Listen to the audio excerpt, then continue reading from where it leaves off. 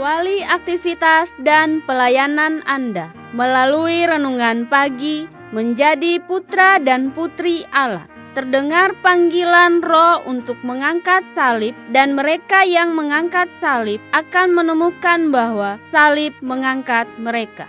Dituliskan oleh Ellen G. White bersama Pendeta Denny Kanajo.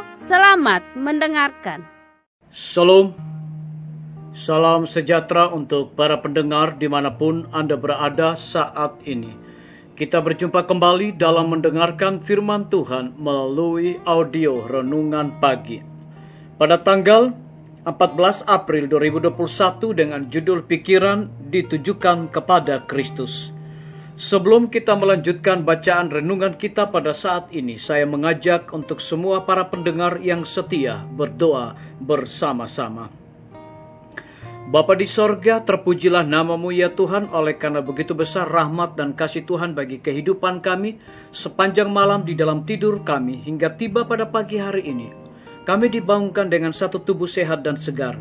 Sebelum kami melakukan aktivitas pekerjaan pelayan kami sepanjang hari ini, kami akan mempelajari dan mendengarkan kebenaran firman Tuhan. Kirimlah kuasa Roh Kudus-Mu kepada kami untuk kami mengerti dan kami memahami dan mempraktekkan dalam kehidupan kami. Ampuni kami Tuhan, karena kami sudah berdoa hanya di dalam nama Tuhan Yesus dan Juru Selamat kami. Amin. Ayat inti kita terambil di dalam Amsal 10 ayat yang ke-9, demikian firman Tuhan. Siapa bersih kelakuannya, aman jalannya, tetapi siapa berliku-liku jalannya akan diketahui. Mari kita ikuti penjelasannya. Langkah yang paling pertama di jalan kepada hidup ialah tetap menunjukkan pikiran kepada Allah, senantiasa takut kepadanya.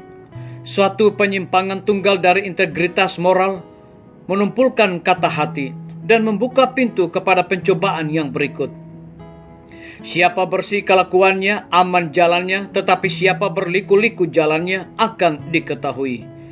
Kita diperintahkan supaya mengasihi Allah dengan setinggi-tingginya dan mengasihi sesama kita manusia seperti diri kita sendiri. Tetapi pengalaman hidup sehari-hari menunjukkan bahwa hukum ini tidak diindahkan. Kejujuran dalam transaksi dan integritas moral akan menjamin kemurahan Allah dan membuat seseorang menjadi berkat kepada dirinya sendiri dan kepada masyarakat. Tetapi di tengah-tengah pencobaan yang beraneka ragam, yang menyerang seorang kemana saja ia melangkah, mustahilah memeliharakan kata hati yang jernih dan persetujuan sorga tanpa bantuan ilahi dan satu prinsip untuk mengasihi kejujuran demi kebenaran. Satu tabiat yang diakui Allah dan manusia itulah yang harus lebih disukai daripada kekayaan. Dasarnya harus diletakkan luas dan dalam, bersandar pada batu karang Kristus Yesus. Ada terlalu banyak orang yang mengaku bekerja dari dasar yang benar itu, yang perlakuannya tidak dapat menunjukkan mereka sedang membangun atas pasir, tetapi topan besar itu akan menghanyutkan fondasi mereka, dan mereka pun tidak akan mempunyai perlindungan. Apakah orang-orang ini melihat hari yang akan datang? Ataukah mata mereka terlalu kelam untuk melihat melalui kabut keduniawian yang penuh hawa busuk, bahwa kehormatan dan integritas tidak dihargai dalam koin dunia ini? Apakah Allah akan memberikan penghargaan, kebaikan hanya karena sukses secara duniawi saja?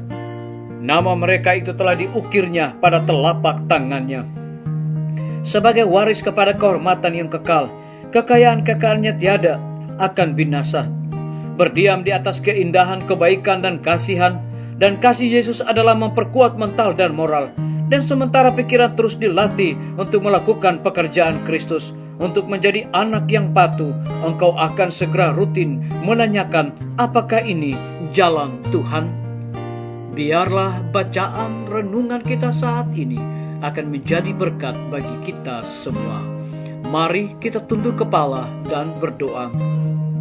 Bapa di sorga, terima kasih karena kebenaran firman-Mu pada pagi hari ini mengingatkan kembali kepada kami bahwa suatu tabiat yang diakui Allah dan manusia itulah yang harus lebih disukai daripada kekayaannya. Terpujilah nama-Mu ya Tuhan. Pada saat ini hamba berdoa untuk pemerintah kami. Tuhan berkati Bapak Presiden bersama dengan wakil, menteri dan stafnya. gubernur bersama wakil, wali kota bersama wakil, bupati bersama wakil, camat dan stafnya, lurah, RT dan RW, dimanapun mereka berada saat ini. Tuhan lindungi, pelihara mereka dan curahkan hikmat pengetahuan sorga, agar mereka dapat mengatasi setiap persoalan yang terjadi di bangsa dan negara kami saat ini. Biarlah itu boleh sesuai dengan apa yang Tuhan kehendaki. Dan lebih daripada itu Tuhan, kami berdoa untuk provinsi yang kami cintai yang sedang dilanda oleh badai Seroja. Biarlah melalui peristiwa alam ini, kami percaya bahwa Tuhan akan menolong masing-masing kami. Dan semua para donatur secara kemanusiaan telah memberikan bantuan kepada Provinsi Nusa Tenggara Timur. Kiranya Tuhan kembalikan berkat yang limpah kepada tangan-tangan yang sudah menolong provinsi kami. Kami juga berdoa untuk para tim medis.